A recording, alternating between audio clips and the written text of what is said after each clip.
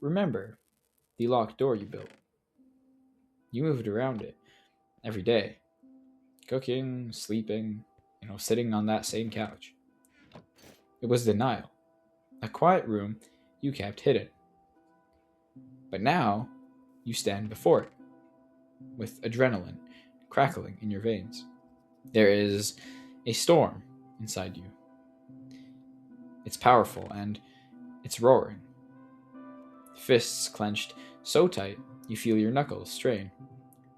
Your chest pounds with a thunder that shakes your bones. The air is hot, a wildfire behind your eyes. And maybe it started small, a lost weekend, an unanswered call, or a coffee cup left empty, but it did start. Something ignited. Maybe you glanced at a photo of their smile in the morning light, or heard something that used to be just your secret. Suddenly, that denial door isn't just cold, it's rattling. Your whole body wants to scream, but you just murmur it to the wind. You hate this emptiness. You hate that a name can make your throat burn. You hate that the world was so unfair that it stole something so sacred. And it was cruel enough to shove the loss where you couldn't see it. Until now. You walk around the house, maybe slam a door in frustration. Your breathing is sharp and heavy. You grip the steering wheel and the car, and your fingers cut red crescents into the leather. Why are you here? Why me? You whisper. The words come out as sobs behind the screen of anger. The silence in the room feels too small for all this fury. And as anger rises, truth pours in with it. The lies you told yourself that you were okay, that it was, someone else's fault, that you could move on whenever you wanted. All of it feels thin and fragile. The house you built around your denial begins to tremble under the weight of your own fists. This isn't just anger at the world or at another cause, it's anger at yourself too, because you built those walls, and now they're caving in. And in the middle of the night, with the lights off, you begin to pace. The hardwood floor creaks beneath your feet. You punch the pillow, teeth gritted. You let out a sound that isn't quite a scream, but rattles your own bones. It's not loud, but it's enough to wake you. Sometimes, maybe you remember to breathe. You stop for just a second and close your eyes, palms against your knees. You taste metal on your tongue. You let it out, just one single long exhale. Just enough to know you're still breathing at all. Anger is primal. It drags every feeling you bury to the surface. Behind the rage, the sadness is raw. It's original. You realize you were drowning in a sea of gray before. And now, at least, the waves can be freed.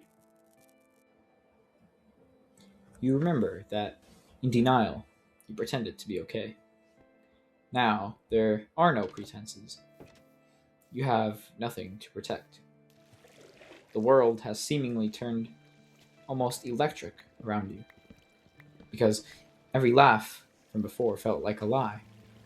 Every quiet meal with others felt like nails in your palms, just waiting for all of this.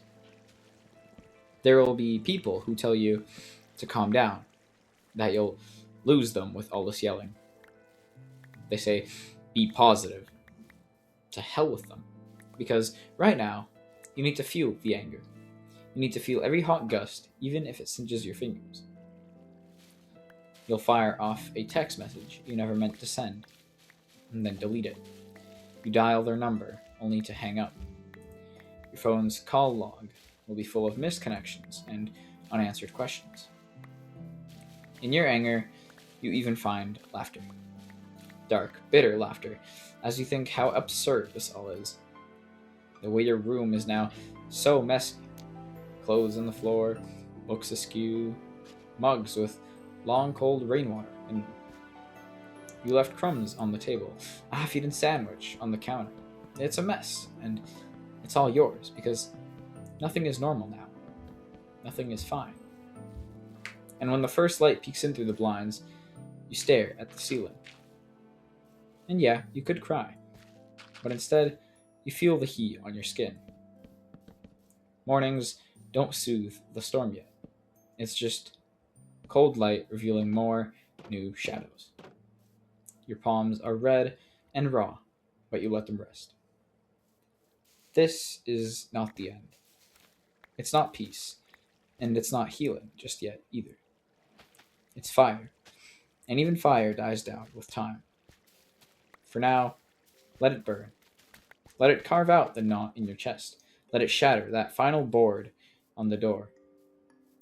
And when all the yelling ends, you will sit in the quiet. Maybe your throat will be sore. Maybe tears will finally fall. And maybe the door will no longer be anywhere in sight. Not because you fixed everything, but because for the first time, you allowed yourself to break something too.